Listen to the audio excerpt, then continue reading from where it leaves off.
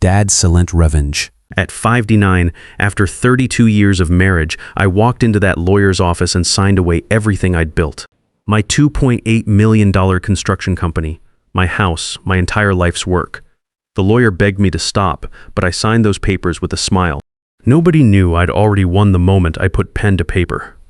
I'm Carl Pierce, and this is how I destroyed the woman who tried to steal my life. For 32 years, I thought I knew my wife, Beverly. We built Pierce Construction together from nothing. Me swinging hammers in the Connecticut heat, her handling the books from our kitchen table in our little ranch house on Maple Street.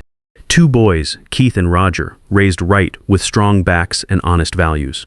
A business that grew from my beat-up Ford pickup to a fleet of trucks in a warehouse complex off Route 9. I was 59. Beverly was 56, and I figured we'd coast into retirement together in a few years. Shows how much I knew about the woman sleeping next to me. The sign started small last spring. Beverly began staying late at our office on Industrial Drive more often, claiming she was working on new business development strategies with our consultant, Diana Foster. Diana was 35, sharp as a tack, and Beverly had hired her 6 months ago to help us expand into commercial contracts. Our office sits in a converted warehouse, nothing fancy, just functional space with my drafting table, Beverly's desk, and a conference room where we met with clients. I'd built most of the interior myself, including the oak reception counter I was particularly proud of. Diana's brilliant, Beverly would say, walking through our front door at 9 p.m., smelling like expensive perfume that definitely wasn't the drugstore stuff she usually wore. She's revolutionizing how we approach client relationships. When I asked to meet this miracle worker, Beverly always had excuses. Diana was too busy traveling to meet with potential clients or working on confidential proposals that couldn't be discussed yet. For a guy who'd built his business on handshake deals and looking people in the eye, something felt off. The company credit card statements were the first real red flag. I always reviewed them at our kitchen table every month, spread out next to Beverly's coffee mug and my reading glasses. Fancy restaurants I'd never heard of, places with names like Le Bernardin and the Capitol Grill charged during business meetings that weren't on any calendar I could find. Hotel stays in Hartford when we had no projects anywhere near that city. Wine purchases for $200 a bottle when Beverly and I usually grabbed a 6-pack of Bud Light to share on the back deck. "Beverly," I said one evening in our home office, really just the spare bedroom with filing cabinets lining the walls and a desk by the window overlooking our backyard. I was looking at the statements under the harsh fluorescent light. "What's this $800 dinner at some place in Manhattan?" She barely looked up from her laptop, fingers clicking on the keyboard. "Client entertainment." Diana set it up. "These commercial developers expect a certain level of sophistication. Carl, we can't take them to Applebee's." "Which client?" "The Morrison Group." "You wouldn't know them." I knew every major contractor in 3 states. There was no Morrison Group, at least not one big enough to justify an $800 dinner, but I wanted to believe her. After 32 years, you don't just throw in the towel because your wife orders expensive wine, right? We'd weathered the recession in 2008, raised 2 good sons, built something real together. This had to be some kind of misunderstanding. The breaking point came on a Tuesday morning in March. I was in Beverly's desk at the office, looking for the insurance paperwork we needed for a job site inspection. Her desk was always organized, neat stacks of invoices, client files in alphabetical order, pens lined up like soldiers. But tucked behind her business card holder, almost like it was hidden, I found a hotel key card. The Grand Hyatt in Hartford, room 412. There was a handwritten note wrapped around it in feminine handwriting I didn't recognize. "Can't wait for our weekend getaway. Thank you for making me feel alive again. All my love, D." I sat in Beverly's chair for 20 minutes, staring at that keycard and note. The office was quiet except for the hum of the air conditioning and distant traffic on Route 9. D for Diana, Beverly and Diana. Not client meetings. Not business development. A full-blown affair. 32 years of marriage. 2 sons we'd raised together. A business we'd built from my pickup truck and her kitchen table bookkeeping. And she was throwing it all away for a woman half my age. My hands were shaking as I slipped the keycard and note into my shirt pocket. I drove home to our house on Maple Street in a daze, barely remembering to stop at red lights. Our neighbors were out mowing lawns, living their normal Tuesday lives while mine fell apart. That night I confronted her. No games, no subtle questions. I waited until she got home from another late meeting, then dropped the key card on our dining room table between the salt and pepper shakers. "Who is she to you, Beverly?" My wife's face went through 3 emotions in 5 seconds. Shock, like she'd been slapped. Panic, like a deer in headlights. Then something I'd never seen before, cold calculation, like she was doing math in her head. "I want a divorce," she said, just like that. 32 years dismissed with 4 words. "We can work this out," I started, but she cut me off with a wave of her hand. "There's nothing to work out, Carl. Diana and I are in love. We're starting a new life together. What about the business, the house, everything we built?" Burley smiled, and it wasn't the smile I'd fallen in love with back in 1992. This was predatory, like a shark smelling blood in the water. "The business is in my name, Carl. I've been very careful about that over the years. The house too.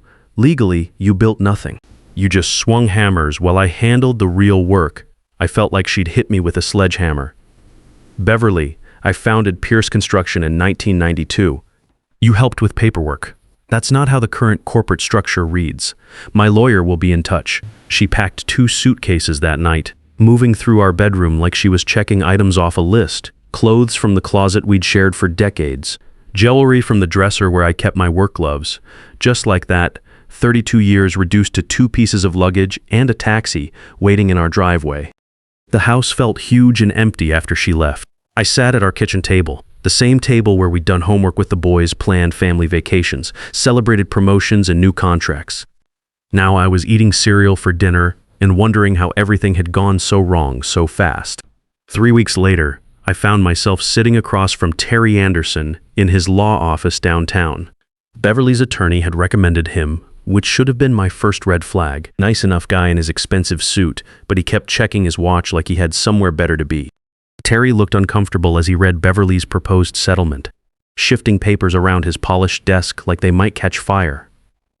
"Mr. Pierce, this is barely legal," he said, looking up from the papers, with the expression of a man who'd just stepped in something unpleasant. "She's offering you $100,000 and your personal tools. That's it. From a $2.8 million business and $800,000 in other assets." I stared at the numbers on the settlement papers. After 32 years of marriage and building a business from nothing, Beverly thought my life was worth the price of a decent pickup truck. "What are my chances if we fight?" Terry hesitated, loosening his tie like it was choking him. "Honestly, it's tough. The business incorporation was restructured in her name in 1997. The house deed was changed to her name only in 2003. She's been planning this for decades, Carl. Fighting could take years and cost $200,000 in legal fees." "What if I just sign, Mr. Pierce? I strongly advise against, but I was already reaching for the pen. I saw the exact moment Terry realized what I was doing. His face went white, then red, like he was watching a car accident in slow motion. "Please think about your future," he said desperately, half rising from his chair. "Where will you live? How will you survive on $100,000? I signed the last page and looked up with a smile that confused everyone in that oak-paneled office. "Don't worry, Terry," I said softly. "I know exactly what I'm doing. See, what nobody knew was that I'd already won. They just didn't realize it yet." I drove from Terry's office to my new apartment on the other side of town. 1 bedroom, thin walls. View of a parking lot where teenagers practiced skateboard tricks. At 5'9", this cramped space with its beige carpet and flickering bathroom light was supposed to be my new life. For about 10 minutes, sitting on a folding chair I'd picked up at Walmart, I felt sorry for myself. Then I got to work. I pulled out my filing cabinet, one of the few things I'd managed to take from the house before Beverly changed the locks. For 32 years, I'd kept every receipt, every permit, every contract, every piece of paper related to our business. Beverly used to tease me about it at neighborhood barbecues.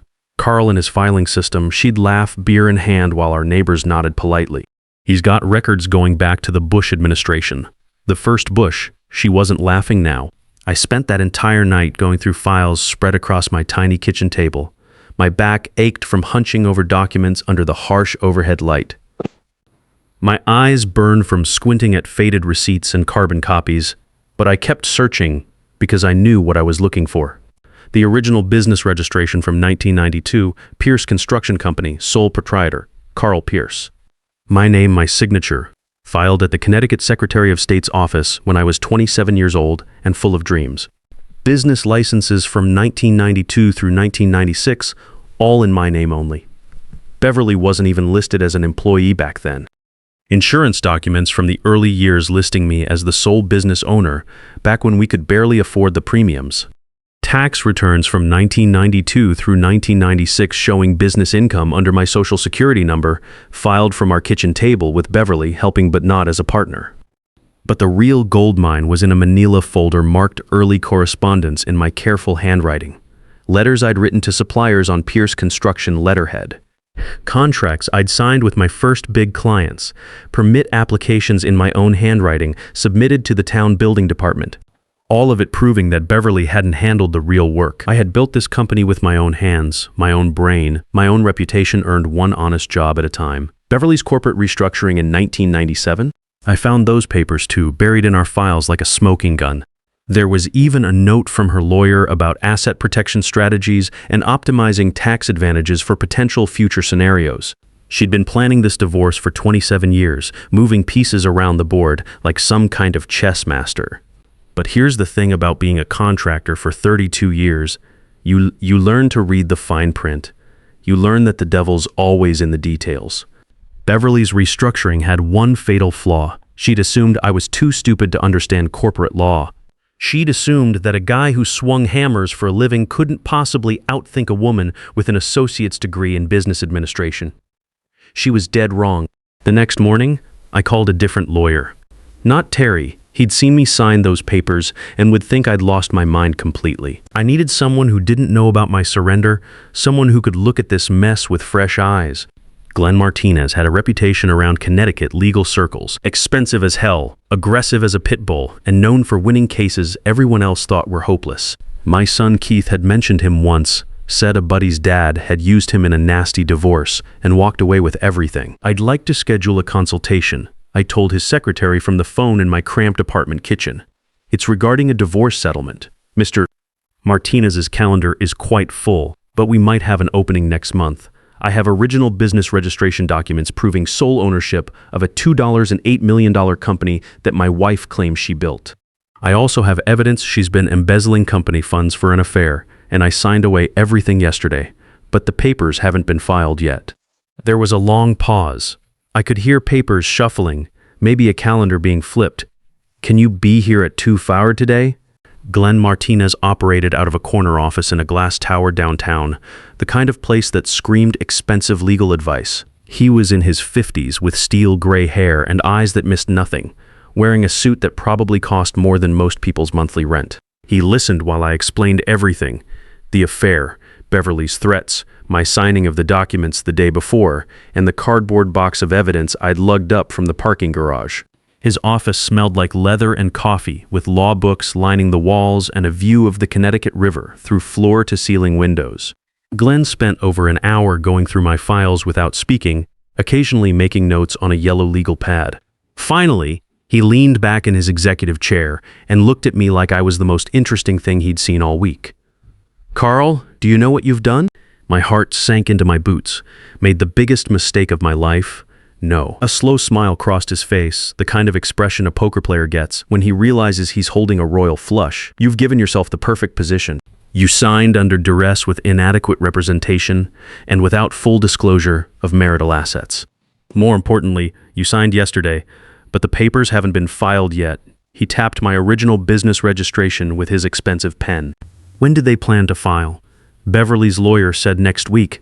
They needed to process everything properly. Perfect. He held up the faded document from 1992. This changes everything, and Beverly telling you the business was solely hers because you never contributed in front of witnesses. That's called fraudulent concealment, and judges hate it. Glenn leaned forward, his eyes sharp as a hawk's. "Carl, you haven't lost anything. You've laid a trap, and your wife walked right into it." Glenn Martinez didn't waste time or mince words. By the end of our 2-hour meeting, he'd outlined a strategy that made my head spin and my pulse quicken. "First, we file a motion to set aside the settlement," he explained, writing notes while he talked. "We'll claim duress, inadequate representation, and failure to disclose assets. But here's the key. We don't just defend. We attack. Attack how? We're filing for forensic accounting of the business. Every transaction for the past 10 years.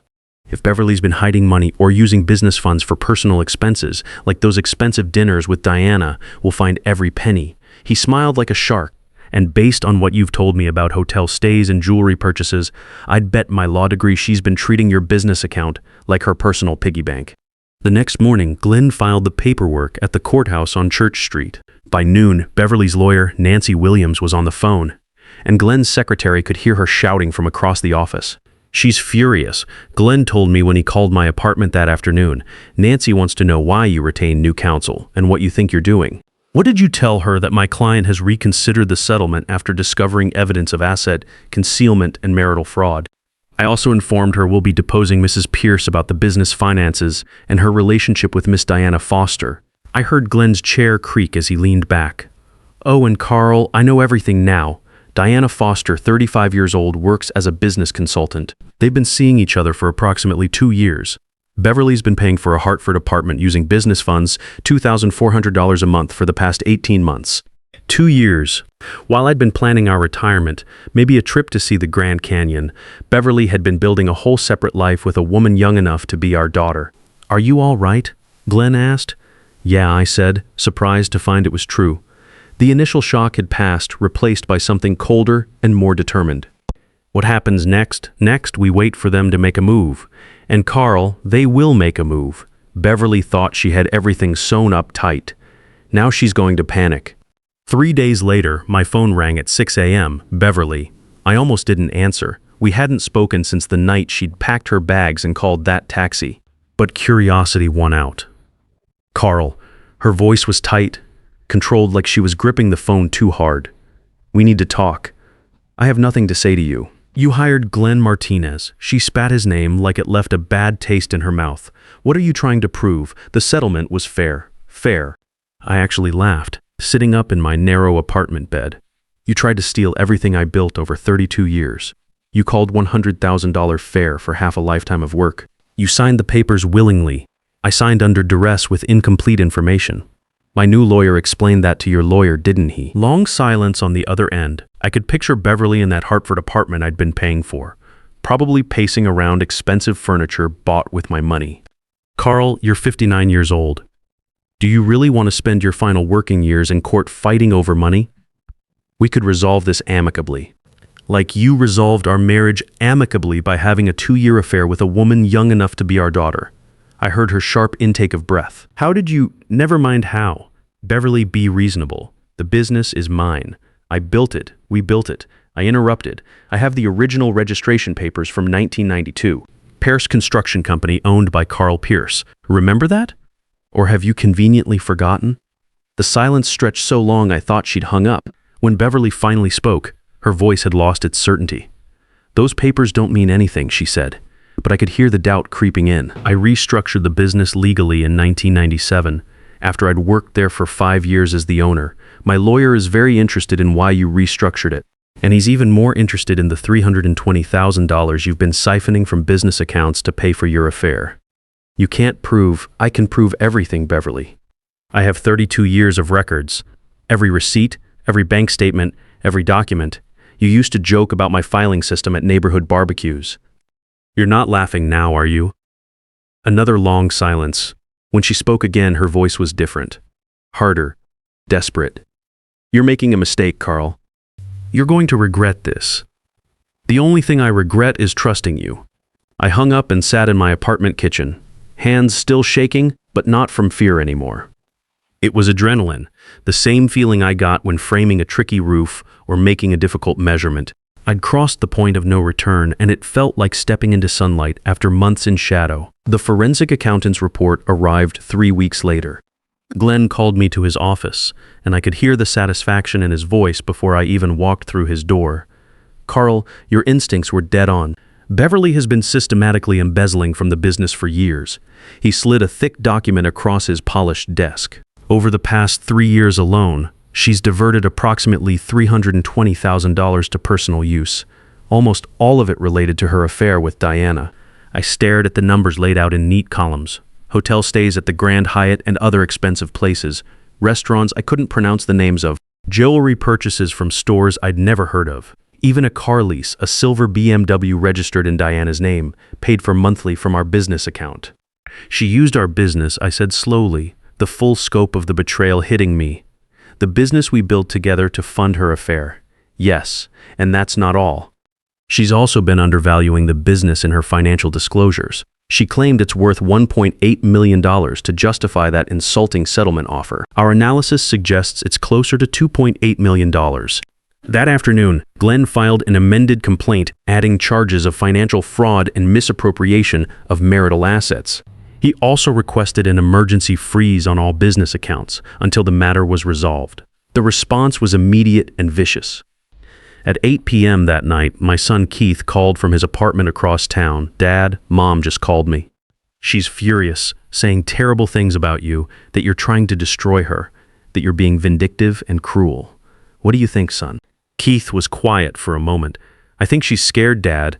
I remember you teaching me to frame walls when I was 12. I remember you up at 5 a.m. every day, for 32 years, building that business from nothing. Whatever she's claiming now, I know the truth." His brother Roger called an hour later with similar news. Both my boys were standing with me, and that meant more than any amount of money ever could. The trial began on a cold December morning at the Superior Courthouse on Church Street. I sat beside Glenn at the plaintiff's table, watching Beverly and Nancy Williams enter the courtroom. Deanna wasn't there. She'd been subpoenaed to testify later in the week, and from what Glenn had told me, she was nervous about what that might mean for her cozy setup. Judge Helen Parker presided, a woman in her 60s with sharp eyes and a reputation for not tolerating nonsense.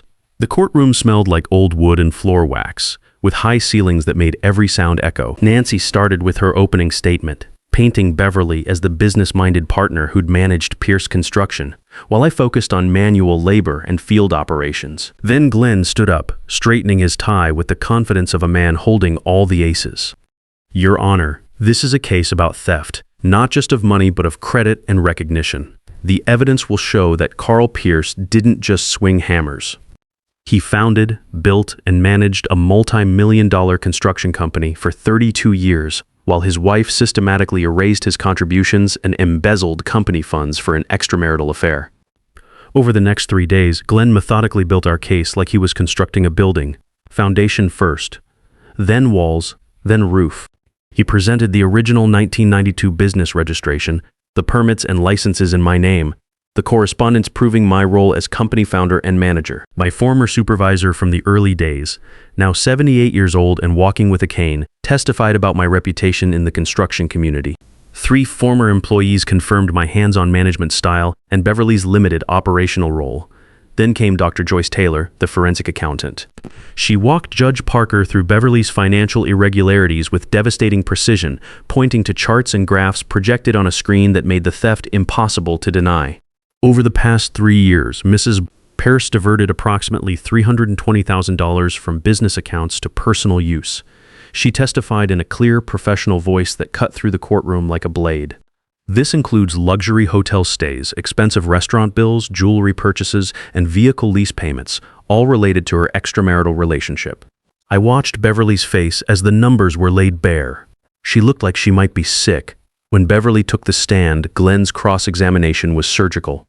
He had her read her own signature from documents that proved she'd known I was the business owner, then watched her try to explain why she'd later claimed otherwise. "Mrs. Pierce, you co-signed this business loan in 1994 as spouse of business owner, correct?" "Yes, but, and this permit application from 1996, where you signed as wife of contractor, were you lying then, or are you lying now?" Judge Parker delivered her ruling on a Friday afternoon.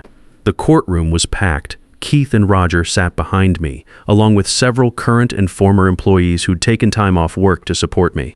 "This is one of the clearest cases of marital fraud I've encountered," Judge Parker said, her voice carrying clearly through the silent courtroom. "The evidence overwhelmingly shows that Carl Pierce founded and built Pierce Construction Company, while Beverly Pierce attempted to steal credit for his life's work." She looked directly at Beverly. "Therefore, I'm awarding Mr. Pierce 80% ownership of the business, valued at $2.8 million. Mrs.